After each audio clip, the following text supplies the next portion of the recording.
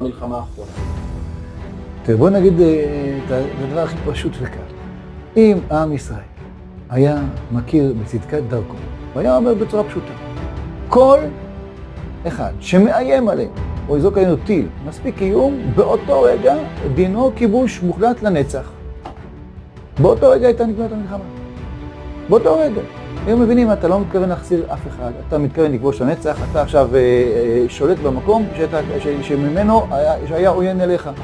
באותו רגע לא היינו צריכים עכשיו לכבוש על טורקיה, חצי לבנון היה מספיק, ואז היה מספיק. הם מבינים, אנחנו רציניים, אנחנו לא מחזירים אף פעם שטח שממנו יצא פעילות עוינת לישראל. ובאותו רגע כל האויבים מפסיקים, כי הם מבינים שאנחנו רציניים. אבל כדי לעשות את זה צריך להכיר בצדקת הדרך. אנחנו צריכים להבין שאנחנו ניתן איזשהו יחס של אנוש, של כל זכויות האנוש, לכל התושבים שיהיו שם, ואנחנו לא מקבלים אנשים שחותרים תחת הלאום שלנו.